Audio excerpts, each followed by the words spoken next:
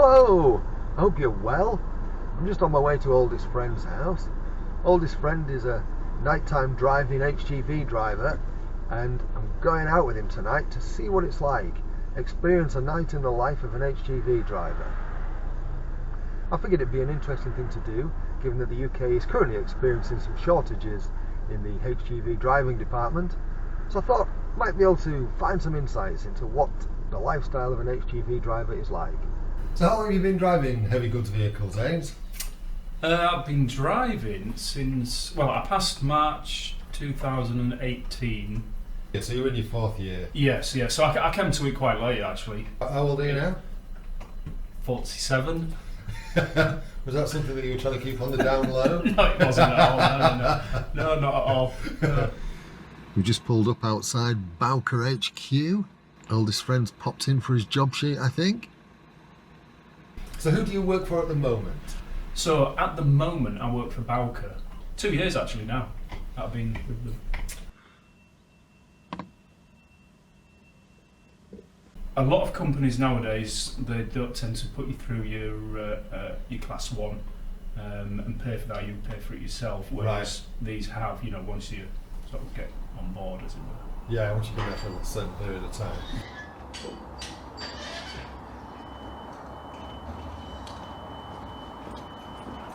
Well, it's like any job, I have more positive days than I have negative days, put it that way. Yeah, which is always a bonus, isn't it? Yeah, absolutely. So it's not a case of that every day you're waking up and going, oh, of course I've got to work. It's a good job, Yeah. This is a trip. Troll climbing the king.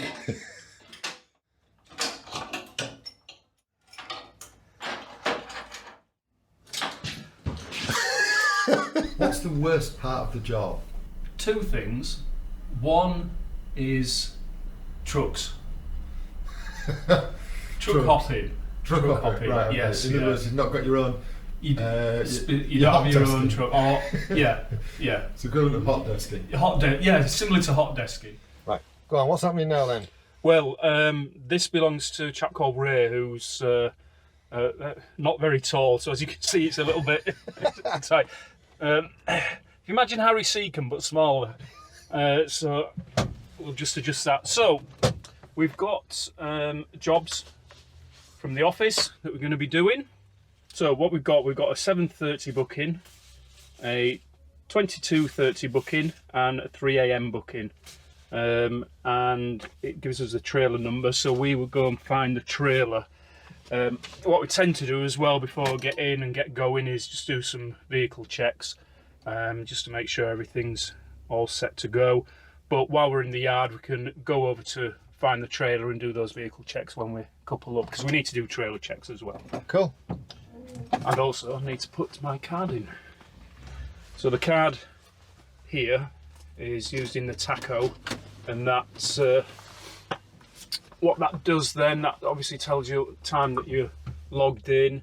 It counts your driving time, your breaks, your work time, etc. Because we have to follow strict rules with... Yeah, I thought that was a CD player. Did you? Right, so we look for 945, which will have our load on. Rigid, so the cab is a rigid formation to the back of the truck, where your articulated one, you've also got your fifth wheel that pivots the cab. Got you, I'm with you. Which is the larger. And are they different licences? They are, yeah. So you've got your class 2 and then your class 1. And when did you pass your class 1? 2 months ago. 2 months ago, excellent. Yeah. So you've been driving Arctics for 2 months? Yes. Yeah. How do you find it in comparison to the rigids? Vastly different. A lot more to do. So when we're coupling up to a trailer, the first thing we need to do is just check that the parking brake is on. Because obviously when you're going under a trailer, the last thing we want to be doing is that moving backwards and going into somebody or even into one of the trailers. So parking brake is here. We're pulled out, that means it's on. Okay. When we go, we push it back in, and that will prevent us from going forward off of that going back. So now we can get on with coupling up.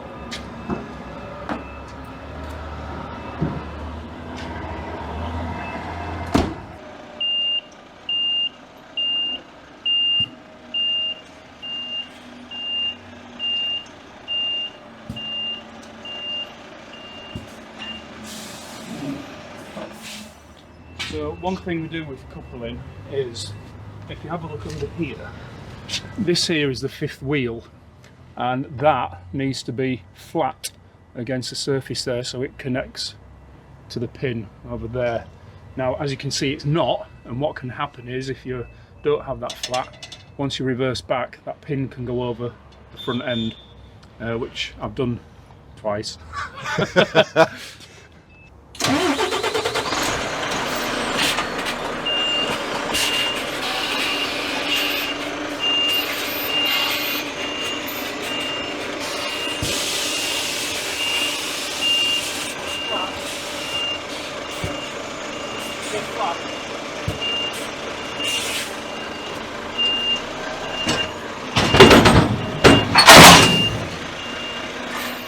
That's weird watching it pull against them legs.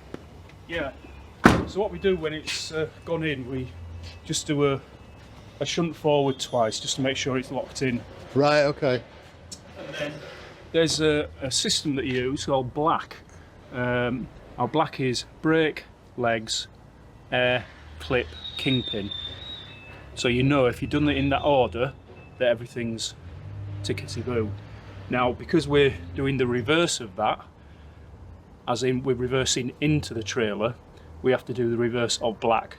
Right. Obviously we've checked the brake, so the clip here, there's a hole just there that has to go in, and as long as that's in, I know that is clipped and locked, so that trailer will not come off here. Now some of the vehicle checks that we need to be doing as well, we can do while we're doing this.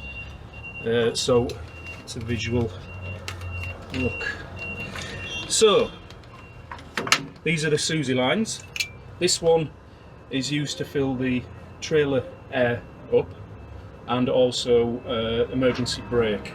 So this is important. Well, they all are, but this is important. You can probably hear that. Yeah, filling them up. This is ABS or EBS.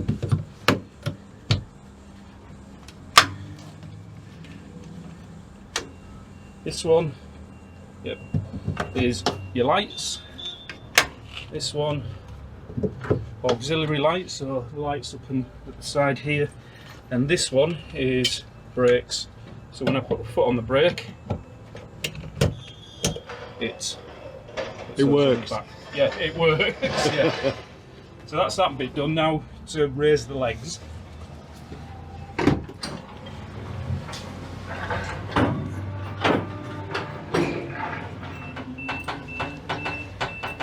This is good if you get the pin stuck over the fifth wheel.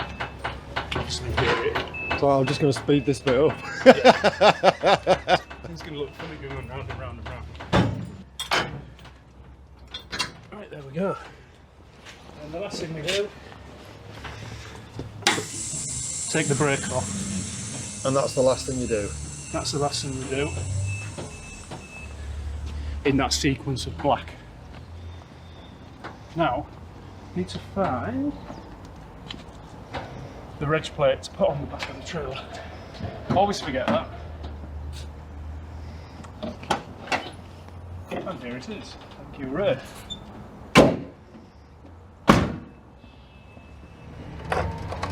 Job done.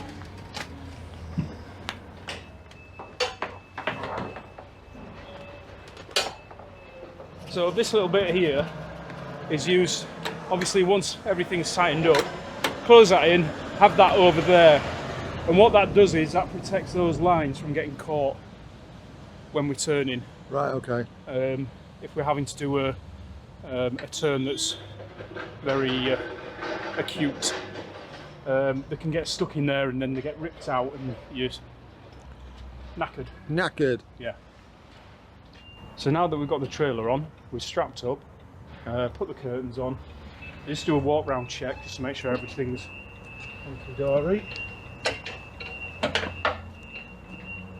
And obviously strap these up.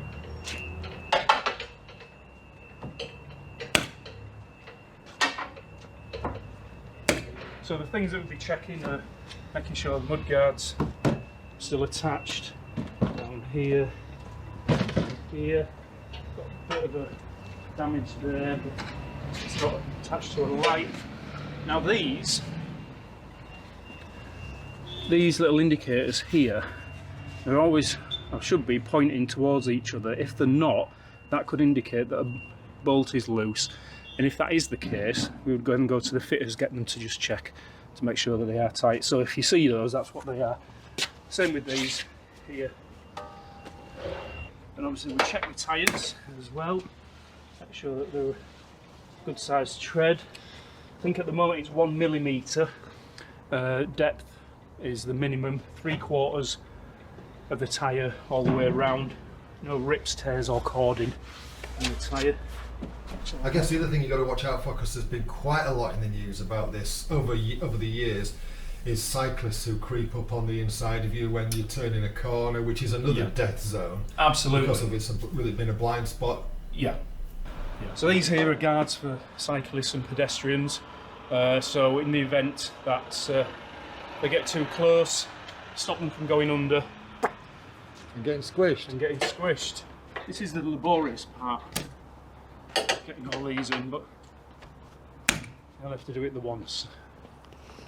And then check those are closed.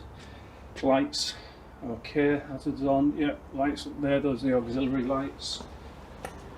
That's the trailer checks done. We now run through the cab checks itself. So there's things like, has it been disinfected? Yes. Tacho unit, that's okay. Hook up and fifth wheel. AdBlue is okay. Spray suppression is good. On horn, brakes is good. We've driven round. With regards to the trailer, the air hose and electrical connections, light and reflectors good. Spare bulb.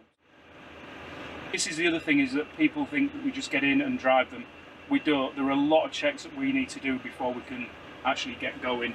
And if any of those does pop up and can be a potential issue, we then got to go around, get the mechanics. We've got on-site mechanics, and they will come and see what's going on and hopefully be able to fix it.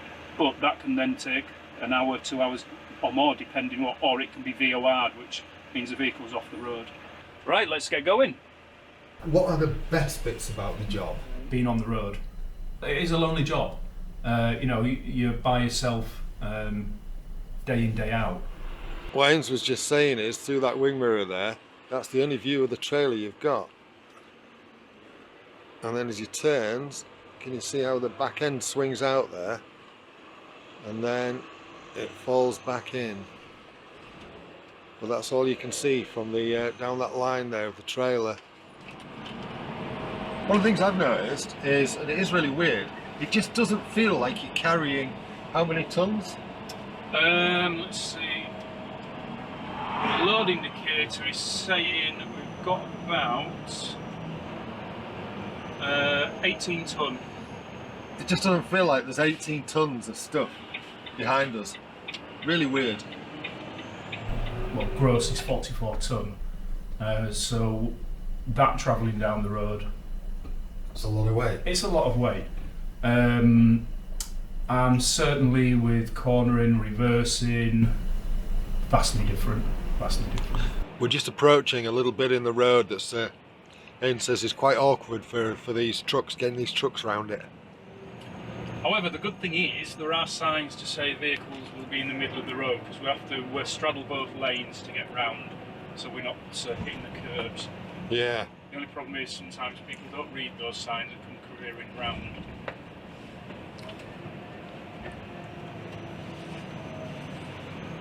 So I've got to judge it by the lights. Yeah. So I've now got to go out here. And there's this guy coming. Is he going to stop? And now I can pull back in. Thank you. There we go.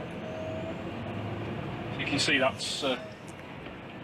It's awkward, isn't it? Yeah. It is awkward, yeah, especially for such a size vehicle. Which do you prefer? Class 1. They are actually easier to drive. I've heard a lot of people say that over the years. Yeah. I've spoken to people. Yeah, before I got my Class 1, I spoke to quite a few people, guys at work, who have been doing Class 1 30 40 years or so, and they said that it's a lot easier to drive. I was like, really? It's bigger? How can it be? But yeah, it is. Right, we're now on the M62.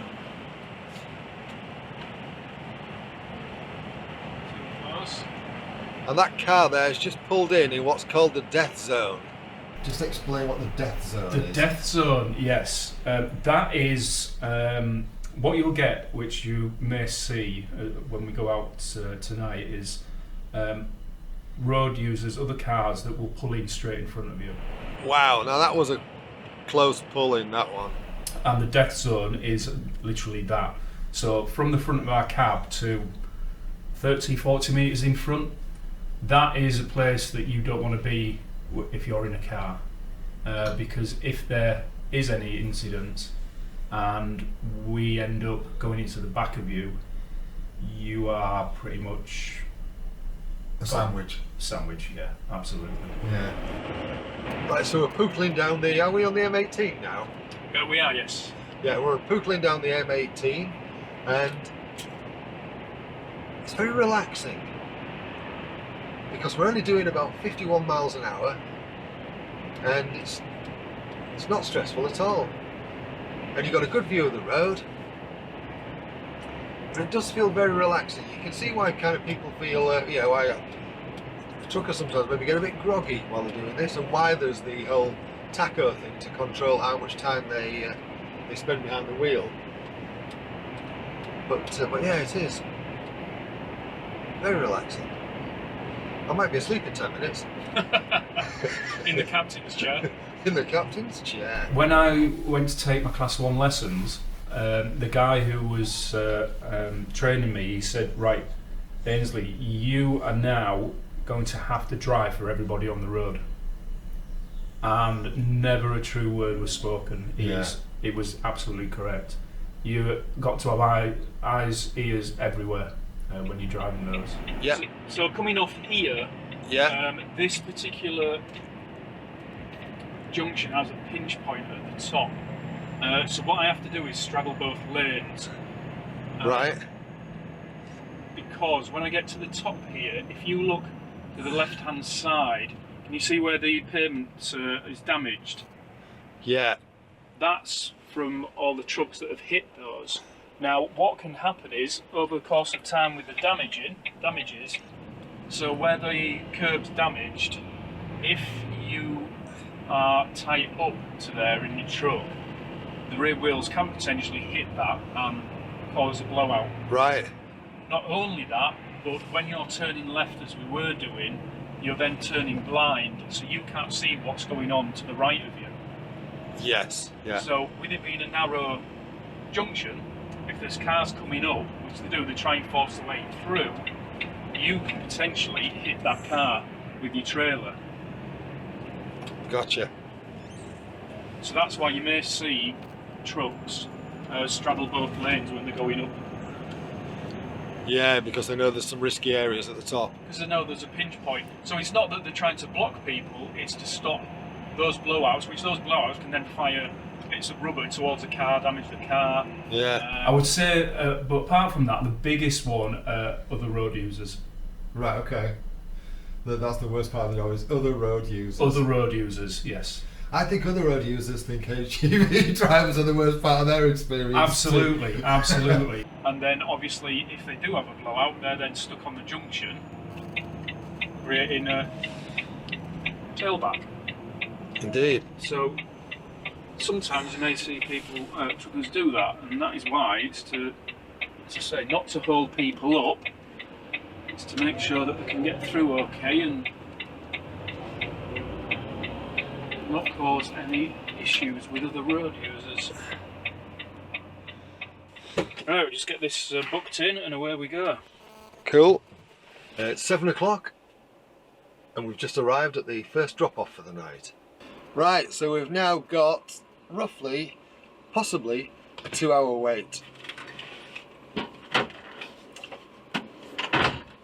I wish I'd bought something to do. Should have bought a book. And we wait for the brake pressure to build up again. Right, so 2 hours later, and the drop swap has been done. We're just literally driving off with an empty trailer back to Selby, not Selby, to Selby to pick up the next one. The other thing as well with driving these is that when you've got an empty trailer, it does drive differently to having a full trailer. Now, of course, that would seem to be obvious, but it's not like a car where you've loaded it up with your shopping from Sainsbury's feeling different. It is a general different drive. Plus, if you have a trailer that's got a little bit more weight on one side, you can feel the difference there as well. Yeah, in some respects, you maybe wouldn't expect that, given that it's so heavy. You might expect it to override that. Yeah, I think once you've been driving the same cab, and obviously using similar trailers, you get a feel for it. Yeah. So you can tell if you're close to being 44 ton gross limit. Yeah. Just as you just get that feel for it over time. Yeah. So as I say, we're now back en route, heading towards the M18 and then the A1M to get back to Selby or Selbo, as I think we're now going to end up affectionately calling it. Selbo. Selbo! So what's interesting about this bit down here is the trucks that have gone up the motorway have created a little track on the inside lane, the M18. So when we go on it, we start wobbling. Alright, okay. It feels like... You feel that? Yeah. Yeah. And it feels like you've been caught by the wind, but it's not. I thought that's what it was at first. It's not. It's literally there's tracks that the trucks have created, and it's you feeling those. All the use. Yeah. So because this is a small roundabout, the smaller ones, we have to go right out over here to turn in, so we don't hit. And it looks like you're going right over the grass. Yep. And indeed, some people already have. We have after this pinch Oh, point. this is that pinch point. Yeah. Now, the thing is, coming back this way, we can actually get round it without straddling both lanes. There we go. Just Look make at sure that. we don't hit that telegraph pole with the cab as it sticks out. The trailer sticks out on the left side. Good skills. We're just pulling back up at HQ. Right, so black. So the first thing first, brake. So you see the brake, the red one? Yeah, that. Yeah, pull that out. Alright, so that's put the brakes on. Right, Okay. Next thing, legs. Right, okay. So this comes out. Yep. Which way? That way? That way, clockwise.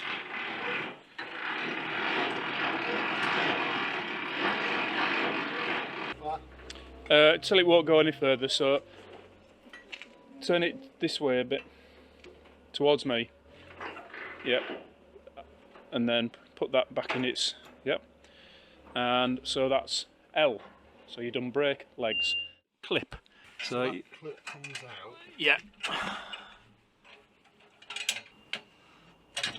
Okay. Yeah. Right. Now, what you have to do to get the Kingpin is pull. Yeah, it happens. Is keep hold of that, pull it slightly, and then pull that towards you. So that way a bit, and then pull towards. Keep going, keep going, keep going. There we go. I'll leave that locked there. That's locked there, so let's check it. Yep, that's good. Reg plate. Got the reg plate. Right, now we need to find the next trailer that we've taken with 1304. Is it? 1304.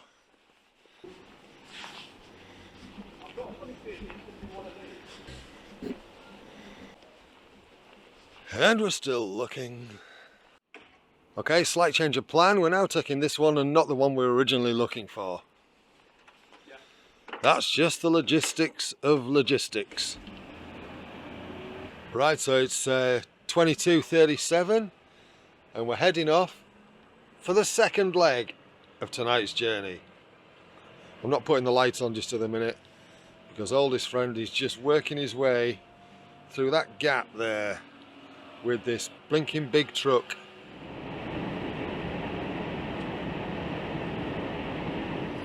Well, we've just rocked up for the second drop and looks like we might have another wait again, doesn't it? Yes, yeah, he said it'd probably be about an hour. But About an hour. absolutely fine, we can loo break, cup of tea, slice of cake for old Wesel.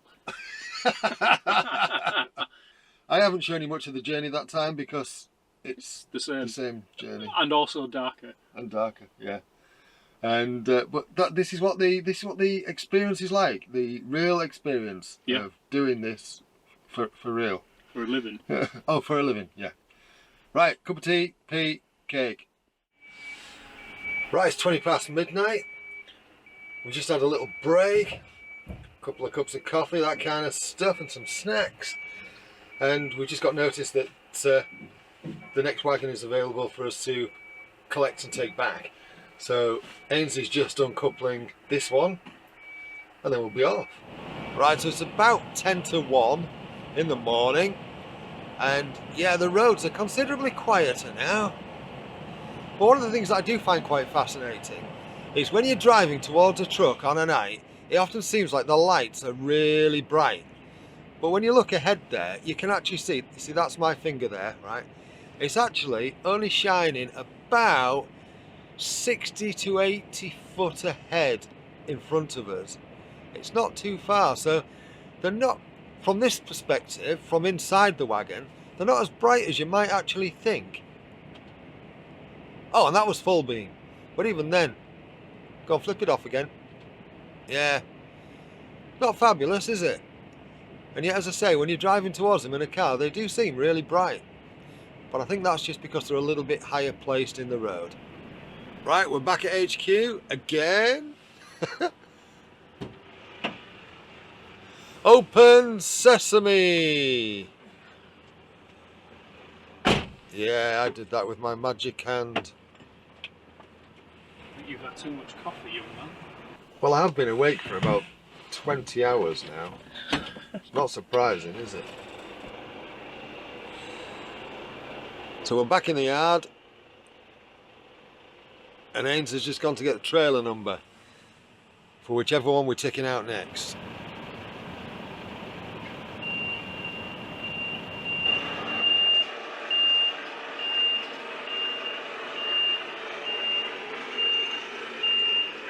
Bit of an awkward angle here to try and get the truck in, but he's doing it.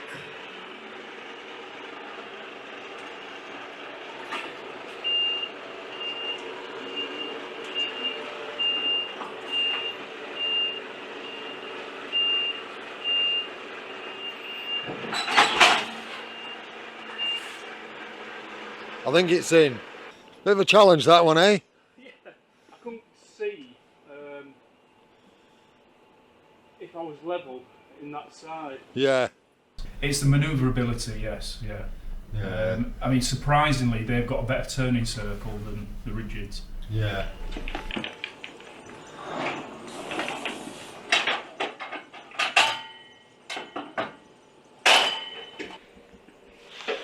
Tonight, I have been reg plate guy.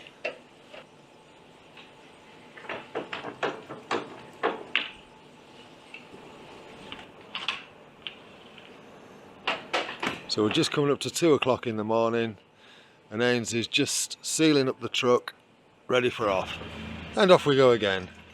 For the last leg. For the last leg. The last leg. The last journey for tonight. The last journey out. And we're off. And here we are again for the last trip of the night. Arrived at the distribution centre. Well, it looks like we might have another wait. Ains has got instructions from from front desk there, and looks like we might have to wait for at least an hour for the final pickup. It's now 3:15 in the morning, so it looks like I'm going to be on even more coffee. Yeah. And I'm sure Ains is going to be looking forward to that. He said I was a bit manic on the trip on the way back last time. Yeah, a coffee overload. A bit of a coffee overload. I've had more coffee today than I've ever had, I think, in a day. So I'm doing well. But I think it gives you a good idea of what we have to. Absolutely, yeah. What we have to face. Yeah. Yeah, definitely. Yes. You know, it is patience. It is just doing what we can do, and knowing that you're in the hands of the people who. We're in the hands of the trucking gods. The trucking gods, yes. Ooh. Right, we'll just leave him to park up, and then we're going to head and get some stuff to fuel our little furnaces. Right, so it's 5:22 in the morning, and we're just heading back to Selby. We should be back there for roughly what time? About 10 to 6. So, what did I see tonight that kind of surprised me? Because basically we've done 3 drops to the same place, and there's been some relatively long waits while we've been between drop-off and collecting the new trailer to take back. So is that kind of the standard? There isn't really a standard. Or is it the norm? Or even the norm. Sometimes you can do 3 loads where you're in and out each time. You can do 3 loads where there's only one time that you're waiting a couple of hours. So there isn't really a norm, right, at all. And this is the one thing with haulage, is that there aren't any norms. You know, you may have a start time, but you won't have a finish time. You know, it's not like a 9 to 5 job. Yeah, you don't have like a fixed finish time. No, not at all. So it's literally you start at a certain time and you finish once you finish. Obviously, there are rules and regs that you've got to take into account as well. Yeah, like the brakes and stuff. The brakes and what have we had to take a 45-minute break at the last one anyway, so it didn't really matter that there was a bit of a wait between the pick-up and drop-off. Yeah. That's because I was coming up to 4.5 hours drive time, so I had half an hour's drive time left, and because it takes about 45 minutes to an hour to get back, that would have meant that halfway would have had to stop. So yeah. It's just easier, because at the end of the day we were in the driver's room sat having a coffee, so it was a break. It was good, yeah. Yeah. And it was all very pleasant. Yes, indeed. So a couple of things that I've kind of picked up on tonight that maybe I didn't think would be the case. Mm-hmm. I mean, there is pretty much the it's a bit like being in an airplane really, with the whole pre-flight checks, which I think I kind of cut through this. I don't know how I've done this yet in the final edit, but I'm guessing I've kind of done something where I kind of speeded that up a little bit, cut some of that out, because it is quite in depth. In depth, yeah. And then there's all the connecting.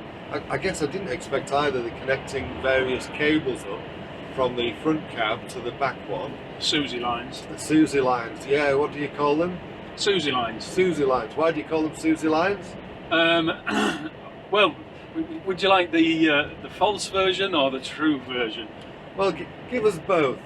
The false version is that before there was ABS, there used to be just 4 lines, and obviously 4, so they were named Susie after Susie Quattro, Quattro being 4. Yeah, okay. The real reason is the suspension lines, so Susie lines, suspension. Right, Susie lines. Yeah. Right, got it. That makes a lot of sense, doesn't it? Yeah. I mean, one of the things that surprised me is, which isn't really to do with the job per se, but just how big that depot is that we've been to. That's, I mean, I've worked in some big depots before, but that one was a big one. Very big. Mm-hmm. So apart from that, with regards to the Susie lines, is there anything else that surprised you with regards to the driving or the way that Not really, because I don't know an awful lot about the things. I know I've asked you stuff in the past about how these vehicles work in terms of how many gears they have and all that, and like the fact that we're cruising along now in automatic, cruise control, that kind of stuff. In 12th gear. 12th gear? 12? Things like that are a little bit bonkers. And actually, Ains has just asked me a really good question. Does it feel like 12 and a half hours? Because it's now 5:45 in the AM, and we started at 5:30 yesterday evening. Does it feel like 12 and a quarter hours? Actually, it doesn't. I hadn't thought about it. I hadn't even realised that we'd actually been at this for over 12 hours. It hadn't dawned on me. And granted, I'm on the fun end of this because I'm not the one working, but and you said the same, didn't you? It doesn't feel like... No. Previously I worked in an office for many a year, and you go into that office, sit at the same desk with the same people that you may not get on with, staring at the same walls, looking out the same window, day in, day out. In a truck, completely different. Even if you're doing the same route, it can be completely different because you've got the weather changes, season changes, and that is fantastic. Just getting out of the road, you don't have anybody looking over your shoulder, asking what you're up to. You're in control of a massive machine, and away you go. So the fact that your office window is changing... Office windows changing constantly, yeah. It doesn't feel like... I've done 12-hour shifts in other jobs before. When I did retail security, 12 hours was an eternity.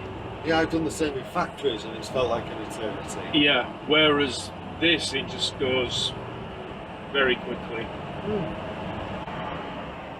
Well, we've docked.